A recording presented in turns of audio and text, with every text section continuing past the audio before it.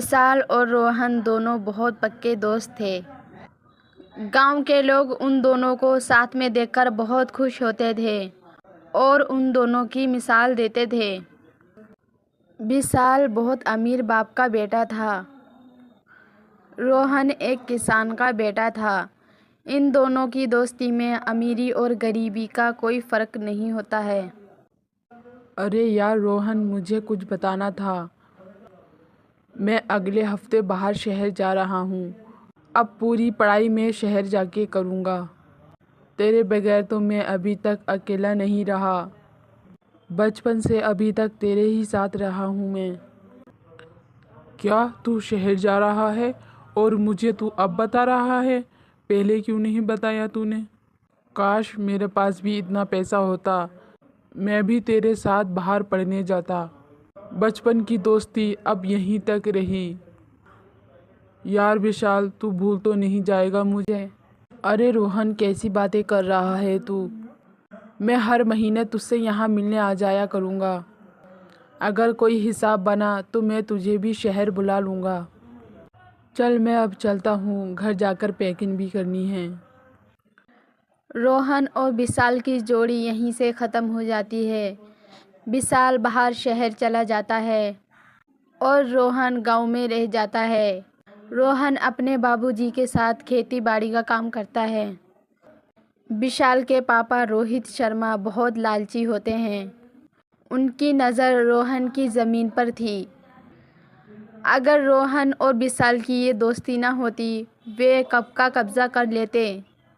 विशाल के जाने के बाद रोहित शर्मा को और ज़्यादा मौका मिल जाता है। रोहित शर्मा ने नकली पेपर बनाकर सारी ज़मीन अपने नाम कर ली थी और रोहन के घर आते हैं। अरे आइए अंकल, क्या बात है, कैसा आना हुआ? अरे साहब जी, बाहर क्यों खड़े हो, अंदर आइए। नहीं नहीं, मैं यहीं ठीक हूँ।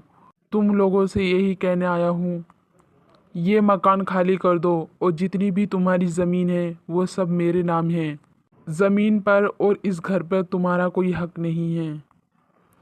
बस 3 दिन की मोहलत दे रहा हूँ। 3 दिन के अंदर अंदर ये घर खाली होना चाहिए।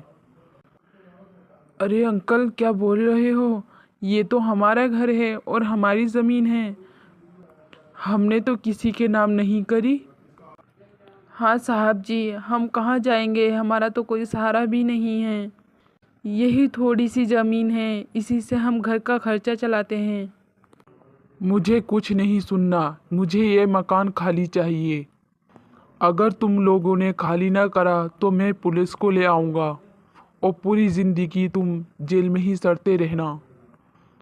नहीं नहीं मालिक, ऐसा मत करना, हम ये घर खाली कर देंगे। रोहित शर्मा बहुत बड़ा लालची था। वे लोगों की ऐसी ही ज़मीन अपने कब्ज़े में क्या करता था।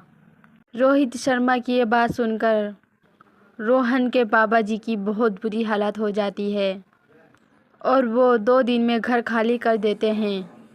रोहन बेटा, अब हम कहाँ जाएंगे? हमारा तो कोई सहारा भी नहीं है। बाबा, हम गांव में अब क्या करेंगे? इससे अच्छा है हम शहर चले जाएं।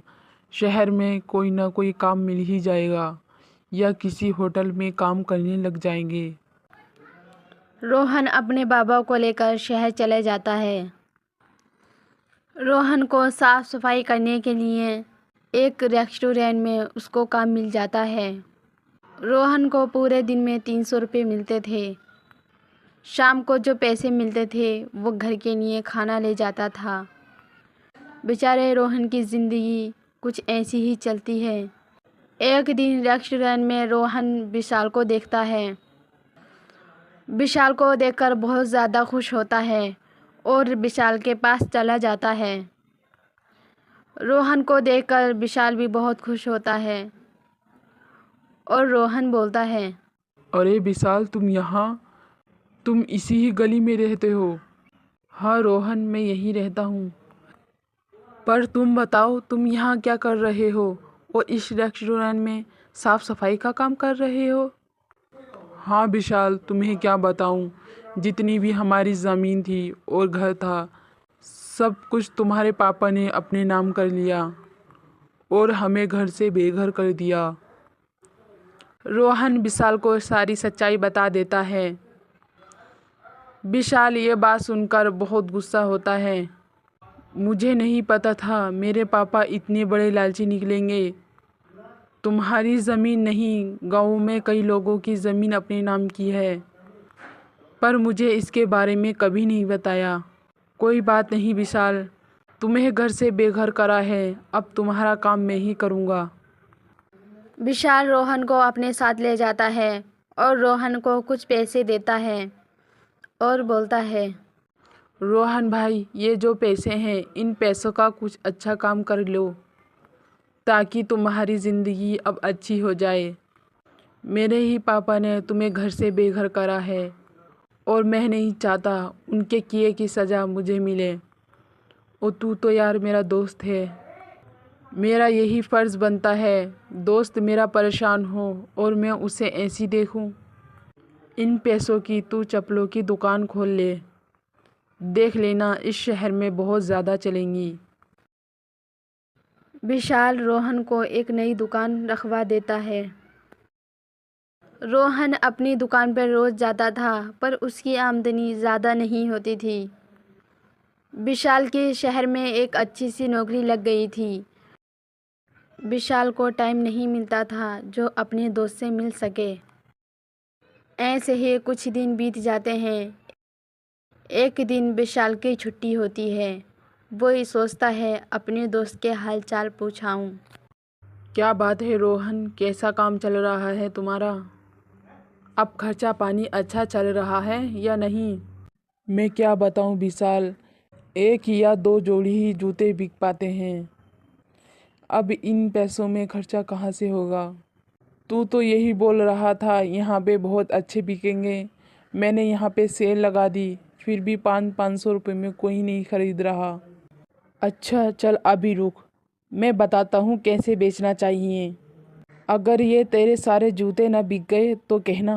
500 500 पैसे नहीं है, 500 पैसे नहीं है, 500 चुरा लो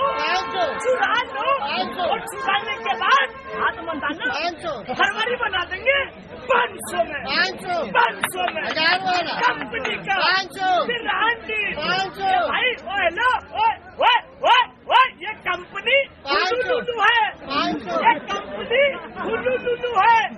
विशाल की ये बात सुनकर सब लोग उसकी दुकान पे आने लगते हैं। ऐसे ही धीरे धीरे विशाल के सारे जूते बिक जाते हैं। रोहन को बहुत ज़्यादा आमदनी हो जाती है। इतनी आमदनी देखकर रोहन और विशाल बहुत ज़्यादा खुश होते हैं। देखा ना रोहन, मैंने कहा था ना तेरे सारे जूते मैं बिकवा दूंगा। अब मैं तेरे साथ 2-3 दिन ऐसे ही जूते बिकवाऊंगा। 3 दिन की मेरे ऑफिस की छुट्टी है, मैं तेरे ही साथ रहूँगा। अब रोहन और विशाल दोनों ही साथ में सेल लगाते हैं। विशाल का ये डायलॉग सब लोगों को बहुत पसंद आता है। विशाल और रोहन दोनों इस डायलॉग से फेमस हो जाते हैं और अब रोहन की आमदनी भी बहुत ज़्यादा हो जाती है। रोहन अब बड़ा सा शोरूम खोल लेता है। रोहन बहुत ज़्यादा मालदार हो जाता है। विशाल और रोहन दोनों ही साथ में रहने लगते हैं और गांव की ज़मीन के दुगने पैसे देकर रोहन अपनी ज़मीन और घर मकान खरीद लेता है। ऐसे ही कुछ दिन बीत जाते हैं। रोहन और विशाल दोनों साथ में शादी करते हैं और अब सब लोग खुशी खुशी रहने लगते हैं।